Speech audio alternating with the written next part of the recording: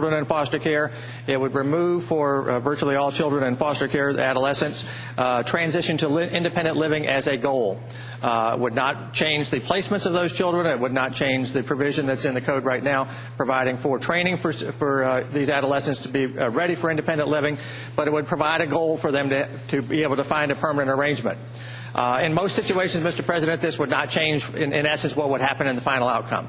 But what it would do is it would require the local social services agency and others involved in these situations to work to find some type of permanent family arrangement for these children.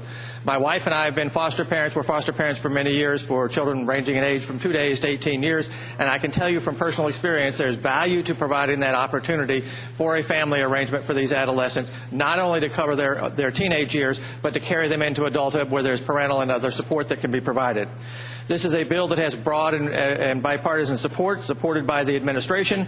It's supported by the legal social service executives. It's supported by Voices for Virginia's Children, the Virginia Poverty Law Center, Faces of Virginia Families, which includes foster and adoptive families, Lutheran Family Services, and Adopt, a statewide coalition of adoption professionals and organizations. With this broad support, I'd hope it would be the pleasure of the body to pass this bill. Thanks, sir. Question is, shall the bill be Senior Senator from Virginia Beach, Senator Wagner? Mr. President, the calendar will reflect that I voted against this bill, and I just briefly want to explain to the body why I did that. What this bill seeks to do is provide some type of family living for all young people that, for whatever reason, find themselves in this unfortunate situation. I have personal experiences, not living there, but have personal experiences, have the opportunity to visit the boys' home out in Covington, Virginia. And if you haven't had that opportunity, I encourage you to go out there.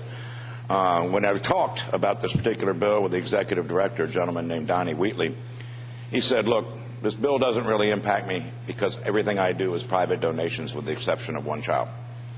But they provide a very good living situation for a bunch of kids that don't have alternatives anywhere else, who have proven that they can't work out in a family environment, but they do work out in this particular environment.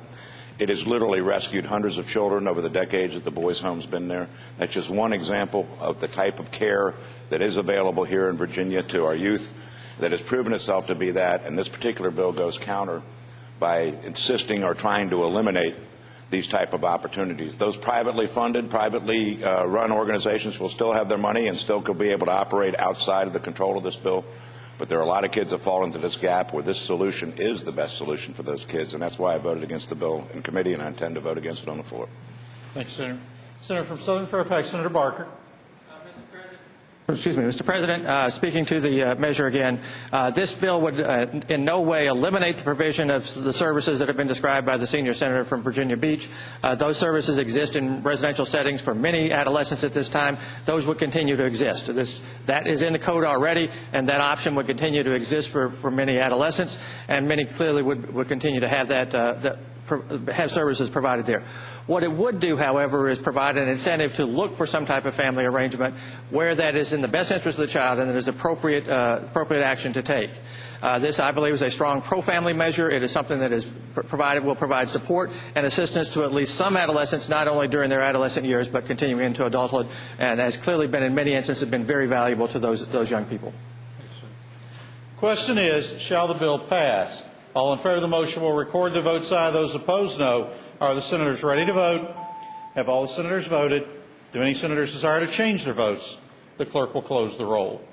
Ayes 28, noes 12. Ayes 28, noes 12. The bill passes. Senate Bill 1464, a bill to amend and reenact 32.1-325 of the Code of Virginia relating to Medicaid eligibility for legally present individuals. Senator from Arlington, Senator Whipple. On Finance with amendment. Excuse me, Madam Clerk. Senator from Arlington, Senator Whipple. Mr. President, I move that the committee amendment from the Committee on Finance be agreed to. Question is, shall the committee amendment be agreed to? All in favor of the motion will say aye. Aye. Opposed, no. The ayes have the committee amendment is agreed to. The Senator from Arlington, Senator Whipple. I move that the bill be engrossed in advance to its third reading. Question is, shall the bill be engrossed in advance to its third reading? All in favor of the motion will say aye. Opposed, no. The ayes have it. The bill is engrossed in advance to its third reading. Senator from Arlington, Senator Whipple. Mr. President, I move the rules be suspended and the third constitutional reading be dispensed with. Question is, shall the rules be suspended and the third constitutional reading of Senate Bill 1464 be dispensed with? All in favor of the motion will record their votes aye. Those opposed, no. Are the senators ready to vote? Have all the senators voted? Do any senators desire to change their votes? The clerk will close the roll. Ayes 40, no 0. Ayes 40, no